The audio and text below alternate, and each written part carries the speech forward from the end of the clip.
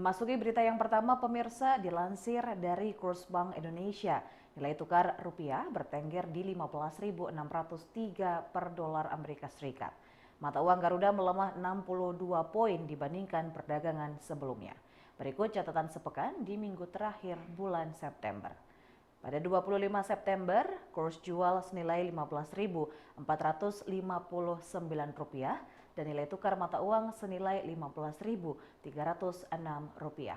26 September 2023, kurs jual senilai Rp15.476 dan nilai tukar mata uang senilai Rp15.296. Pada 27 September, kurs jual senilai Rp15.541 dan nilai tukar mata uang rupiah senilai Rp15.368.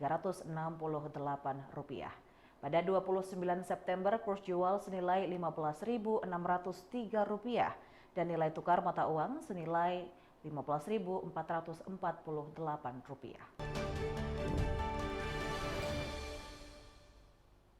Pemirsa, pemerintah melarang social commerce sebagai tempat untuk bertransaksi jual beli. Keputusan tersebut diambil dalam rapat terbatas yang dipimpin Kepala Negara di Istana Kepresidenan. Langkah ini diambil karena makin maraknya barang impor dari luar negeri yang dijual murah dibandingkan produk dalam negeri. Berdasarkan hasil rapat terbatas bersama Presiden Republik Indonesia di Istana Merdeka, Menteri Perdagangan Zulkifli Hasan akan merevisi Peraturan Menteri Perdagangan Nomor 50 Tahun 2020 tentang ketentuan perizinan usaha, periklanan, pembinaan, dan pengawasan pelaku usaha dalam perdagangan melalui sistem elektronik.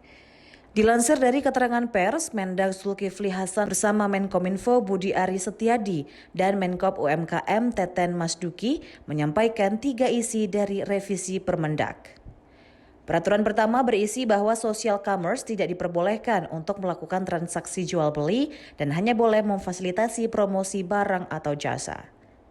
Kedua, mengenai peraturan produk di e-commerce dan produk luar negeri, yakni diberlakukannya standar untuk produk elektronik dan izin BPOM untuk produk make up dan skincare. Mencegah masuknya produk impor secara ilegal ke Indonesia, maka akan diberlakukan regulasi, standar, dan perizinan di setiap e-commerce. Pembatasan penjualan dan minimum produk impor yang masuk ke e-commerce yakni sebesar $100 atau setara dengan 1,54 juta rupiah. Peraturan ketiga yakni larangan e-commerce bertindak sebagai produsen. Temanya mengenai pengaturan perdagangan elektronik, khususnya tadi kita bahas mengenai social commerce. Sudah disepakati besok pulang ini Permendag, revisi Permendag 50 2020 akan kita tanda tangani. Ini sudah dibahas berbulan-bulan sama Pak Teten. Ini saya diundang Pak Teten terus dengan ke Pak Teten juga dari Pak Budi Ari, Kominfo juga tadi dan yang lain-lain juga sudah. Yang pertama nanti isinya social commerce itu hanya boleh memfasilitasi promosi barang atau jasa. Promosi barang jasa. Tidak boleh transaksi langsung, bayar langsung, nggak boleh lagi. Dia hanya boleh untuk promosi. Seperti TV ya. TV kan iklan boleh kan? Tapi TV kan jualan. Nggak bisa jualan. Nggak bisa terima uang kan? Nggak bisa. Jadi dia semacam platform digital gitu. Jadi tugasnya mempromosikan. Yang kedua, tidak ada sosial media dan ini nggak ada kaitannya. Jadi dia harus dipisah. Nah, sehingga tidak algoritmanya itu ya tidak semua dikuasai. Dan ini mencegah penggunaan data pribadi untuk kepentingan bisnis gitu. Itu yang 1 dan 2. Nah, kemudian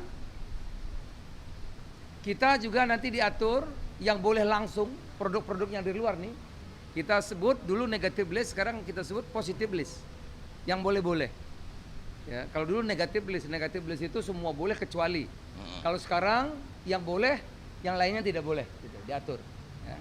Misalnya batik ini kan di sini banyak kok, ya masa masih impor batik gitu. Ya, kira-kira seperti itu. Berikutnya yang tadi yang barang dari luar itu harus sama perlakuannya dengan yang offline yang dalam negeri.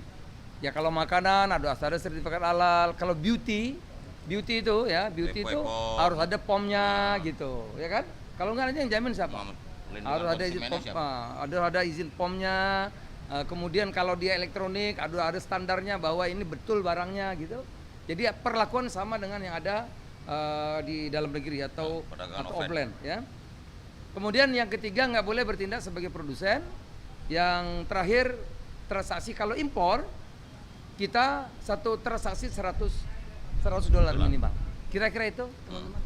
Sudah diputuskan hari ini mungkin sore sudah saya tandatangani revisi Permendak 50 2020 menjadi Permendak berapa nanti tahun 2023 ya. Kalau ada yang melanggar seminggu ini tentu ada surat saya ke ke Kominfo untuk memperingatkan. Habis peringatan apa lagi tuh? Tutup. Oh, tutup. Revisi Permendak tersebut dilakukan karena banyaknya produk dari luar negeri yang masuk ke e-commerce dan dijual dengan harga sangat murah dibandingkan produk dalam negeri. Hal ini juga untuk menjamin adanya perdagangan yang adil antara perdagangan offline dan online di Indonesia.